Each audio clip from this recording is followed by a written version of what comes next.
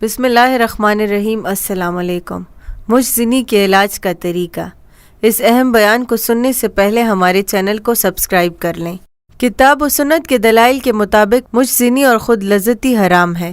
اللہ تعالیٰ نے فرمایا، چنانچہ جو شخص اپنی شرمگاہ کو اپنی بیویوں اور لونڈیوں کے علاوہ کوئی اور راستہ تلاش کرے تو وہی لوگ زیادتی کرنے والے ہیں۔ اس لیے مردانہ عضو خاص کو صرف بیوی اور لونڈی ہی استعمال کر سکتی ہے، اس لیے مجزنی حلال نہیں ہے۔ جو شخص اس گناہ میں ملوث ہو تو اس کے لیے یہ مشورے ہیں۔ اس گناہ سے بچنے کے لیے محرک یہ ہو کہ میں نے اللہ کے حکم کی پاسداری کرنی ہے اور اللہ کی ناراضگی سے بچنا ہے۔ اس بیماری کو جڑ سے اکاڑ پھینکنے کے لیے رسول اللہ صلی اللہ علیہ وآلہ وسلم کی وصیت پر عمل کرے اور شادی کر لے۔ مجزنی اور خود لذتی کی طرف لے جانے والے حالات اور وسوسوں سے دور رہے۔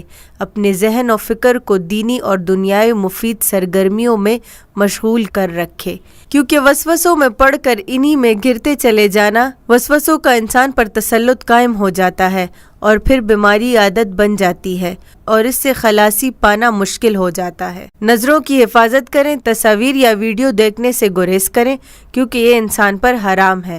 اسی لیے اللہ تعالیٰ کا فرمان ہے، کہہ دیں مومنوں کو وہ اپنی نظریں جھکا کر رکھیں۔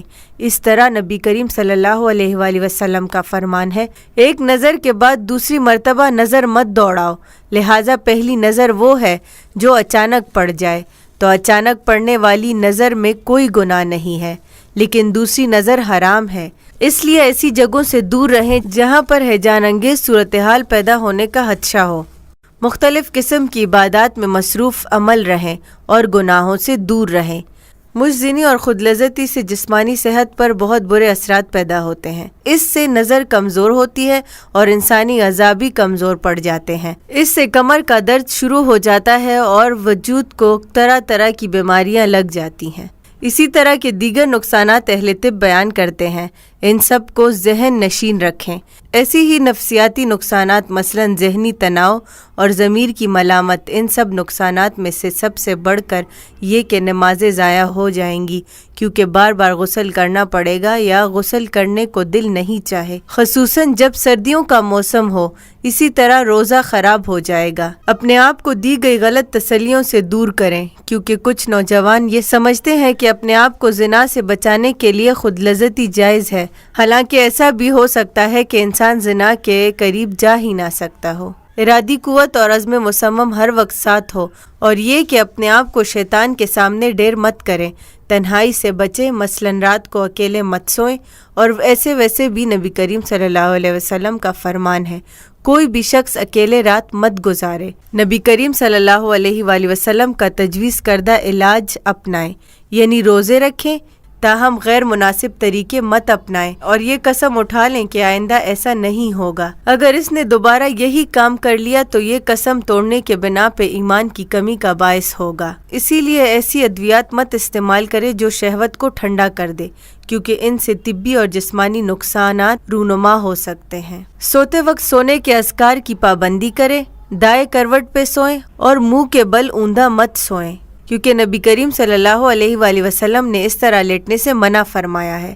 گناہوں سے دوری اور پاک دامنی کا دامن کبھی نہ چھوڑیں، کیونکہ حرام کاموں سے رکے رہنا ہمارے لیے لازمی ہے، اگرچہ نفس چاہتا ہے کہ گناہ کرے، اور ہمیں یہ بھی معلوم ہونا چاہیے کہ جب نفس عفت اور پاک دامنی کا عادی ہو جائے تو پھر یہ انسان کی فطرت ثانیہ بن جاتی ہے، کیونکہ رسول اللہ صلی اللہ علیہ وآلہ وسلم کا فرمان ہے، جو شخص عفت چاہے اللہ تعالیٰ اسے پاک دامنی عطا کر دیتا ہے، جو اللہ تعالیٰ سے تونگری چاہے تو اللہ تعالیٰ اسے غنی فرما دیتا ہے، اور جو صبر چاہے اللہ تعالیٰ اسے صبر عطا کر دیتا ہے۔ اگر انسان اس گناہ میں ملوث بھی ہو جائے تو فوری توبہ استغفار کر لیں، نیکی کرے، مایوسی اور اداسی کا شکار نہ ہو، کیونکہ یہ کبیرہ گناہوں میں سے ہے۔ آخر میں یہ کہ اللہ تعالیٰ سے سچے دل سے توبہ کرے اور گڑ گڑا کر دعا کرے، کیونکہ اللہ تعالیٰ دعا کرنے والے کی دعا سنتا ہے جب بھی وہ اللہ کو پکارتا ہے۔ اگر آپ بھی اپنے کسی مسئلے کے بارے میں ہم سے پوچھنا چاہتے ہیں تو ہمیں میل کے ذریعے یا ویڈیو کے کمنٹ باکس میں